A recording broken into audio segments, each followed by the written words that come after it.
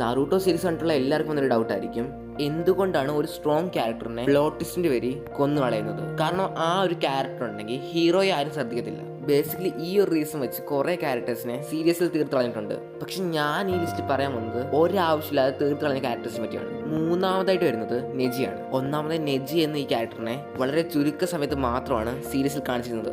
നല്ലൊരു പൊട്ടൻഷ്യൽ ഉള്ളൊരു ക്യാരക്ടറായിരുന്നു നെജി. പക്ഷെ നറൂട്ടോയുടെ ക്രിയേറ്റർ ആയിട്ടുള്ള കിഷിമോട്ടോ പറയുന്നത് നെജിയുടെ മരണത്തോടെ നറൂട്ടോയ്ക്കും ഹിനാറ്റയ്ക്കും കുറച്ചുകൂടെ ക്ലോസ് ആവാൻ പറ്റിയതാണ്. Number 2, Itachi ഉച്ചിഹ. ഇറ്റാച്ചിയുടെ മരണം എല്ലാവരും ഷോക്ക് ചെയ്തൊരു കാര്യമായിരുന്നു. മങ്കി കുഷിനെങ്കിൽ എക്സ്ട്രീം യൂസ് ആയി കഴിഞ്ഞാൽ അതൊരു ബ്ലൈൻഡ്നെസ്സിലേക്കാണ് കൊണ്ടെത്തിക്കുന്നതെന്ന്. പക്ഷെ ഈ കാര്യം ഇറ്റാച്ചിക്ക് അറിയാമെന്നെങ്കിലും ഇറ്റാച്ചി അത് ഓവർ യൂസ് ചെയ്തിരുന്നു. പക്ഷെ ഇറ്റാച്ചിയുടെ ഡെത്ത് ഒരു പ്രായച്ചിത്തമായിരുന്നു. And number 1, ഷിസൂയി ഉച്ചിഹ. ഈ ഒരു ആനിമി സീരീസിൽ തന്നെ ഏറ്റവും അണ്ടർ റേറ്റഡ് ആയിട്ടുള്ള ക്യാരക്ടർ ആയിരുന്നു ഷിസൂയി. വളരെ ചെറിയ പ്രായത്തിൽ തന്നെ ജൊനീനായ ഒരാളും പിന്നെ ഒരു അൾട്ടിമേറ്റ് ഗെൻജിപ്സുവിന്റെ ഉടമയുമായിരുന്നു ഷിസൂയി. ഇതാണ് എൻഡ് ലിസ്റ്റ്. നിങ്ങൾക്ക് വേറെ ആരെങ്കിലും അറിയെങ്കിൽ പ്ലീസ് കമന്റ്.